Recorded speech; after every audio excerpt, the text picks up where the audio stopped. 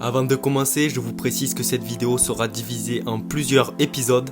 Donc si cette première partie vous plaît, mettez un like car la seconde sortira lorsqu'on atteindra les 50 likes sur cette vidéo.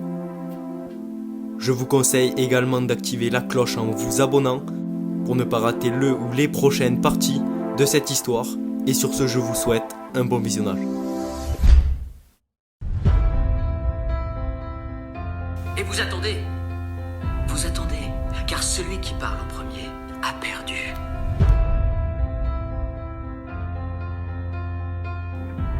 Il faut que vous sachiez une chose. Nous créons le monde du rêve. Leonardo DiCaprio.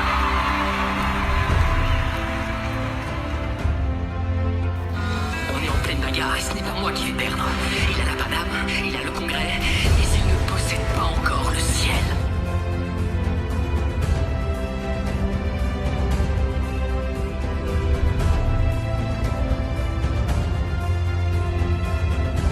Je vais apprendre à chacun d'entre vous à devenir le meilleur.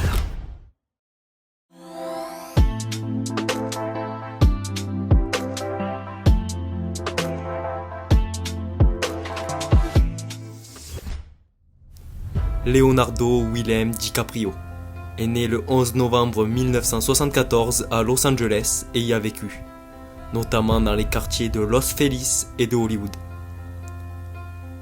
Il est le fils du dessinateur et éditeur de bande dessinée George Paul DiCaprio et d'Irmelin Hindenburken, secrétaire juridique d'origine germano-russe, dont la famille a émigré aux États-Unis dans les années 1950. Ses parents lui ont donné son prénom en référence à l'artiste Léonard de Vinci, alors qu'ils passaient leur lune de miel à Florence, en Italie, et qu'ils visitaient un musée. Lorsque sa mère contemplait une œuvre de l'artiste en Italie, Leonardo DiCaprio, alors encore dans le ventre de sa mère, lui donnait des coups de pied. Son père a alors pensé que c'était un signe et lui a donné le prénom de l'artiste. Son deuxième prénom, Willem, qui aurait dû être le premier avant que cet épisode ne change les choses, est celui de son grand-père maternel, Willem Hindenburken. D'ascendance italienne de Naples et de Bavière en Allemagne, ses parents divorcent en 1975. Son père s'est remarié en secondes noces avec Peggy Ann Sanders, mère d'Adam Farrar, son aîné de 3 ans, et il est acteur-producteur, né le 4 octobre 1971, et avec lequel il n'a aucun lien biologique.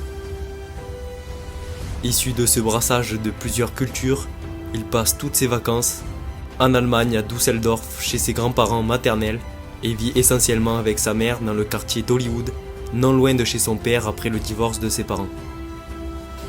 Ne percevant pas d'éducation stricte, Leonardo DiCaprio est libre de se consacrer à n'importe quelle activité dès son plus jeune âge, et notamment aux cours de comédie, domaine dans lequel il peut s'épanouir pleinement. Dès son enfance, il commença à tourner des spots publicitaires et obtient très vite des rôles à la télévision. L'acteur qui a fait désormais sensation dans Le Loup de Wall Street, l'histoire vraie de Jordan Belfort, un courtier en bourse adepte des excès à outrance. Mais ce film est bien loin de la réalité puisque Leonardo DiCaprio refuse catégoriquement de prendre de la drogue et du tabac. Il s'est mis à la cigarette électronique.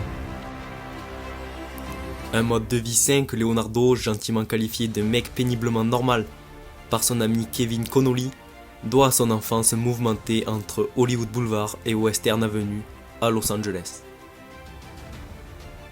En effet, dans ce quartier malfamé, j'ai littéralement vu la drogue tous les jours quand j'avais 3 ou 4 ans. Un voisinage d'héroïnomanes et de fumeurs de crack, mais aussi de prostituées attendant leurs clients à chaque coin de rue. Il y avait un important réseau de prostitution à cet endroit et le crime et la violence étaient partout. Cela ressemblait vraiment de bien des manières à Taxi Driver. Un monde naufragé dans lequel a grandi l'acteur, mais qui heureusement n'existe plus aujourd'hui. J'essaie d'expliquer à mon neveu qui vit pas loin de cette zone de quoi cela avait l'air autrefois. Mais je ne suis pas sûr qu'il me croie, c'est tellement bourgeois maintenant. À présent, Leonardo s'en amuse et pourtant, ça n'a pas toujours été le cas. J'ai grandi dans une grande pauvreté et je mourais d'envie de voir ce qui se passait de l'autre côté de ce sinistre spectre. Alors lorsque l'occasion s'est présentée sous la forme d'une bourse d'études à l'University Elementary School, Léo a su la saisir. Une expérience qui fut merveilleuse et qui lui a permis de devenir ce qu'il est aujourd'hui, mais qui a aussi eu de lourdes conséquences. Quand je suis retourné dans le système scolaire public, c'était comme un brutal retour à la réalité. J'ai été tabassé le jour même où je suis arrivé parce que j'avais l'attitude de ceux qui savent vivre harmonieusement entre eux. À 15 ans, Leonardo DiCaprio dit à sa mère, dont il a toujours été très proche, « Je veux être acteur, s'il te plaît, amène-moi à des auditions. » Résultat, il est engagé dans la série Quoi de neuf Docteur en 1991 alors qu'il a tout juste 17 ans. Et très vite, il est repéré. Hollywood a été une récréation pour moi. C'est un endroit très volatile où il est incroyablement vulnérable d'être un acteur. Je suis allé à beaucoup de soirées où il y avait de la drogue, cette tentation. Nous avons vu de nombreuses personnes tomber dedans. C'est vraiment très triste. Son demi-frère Adam Farrar a notamment été arrêté pour détention de stupéfiants. Celui-ci s'est d'ailleurs vu retirer la garde de sa petite fille de 6 ans, qui serait à présent placée chez son grand-père George DiCaprio. Mais Leonardo, lui, a su résister aux tentations et mène une brillante carrière à Hollywood.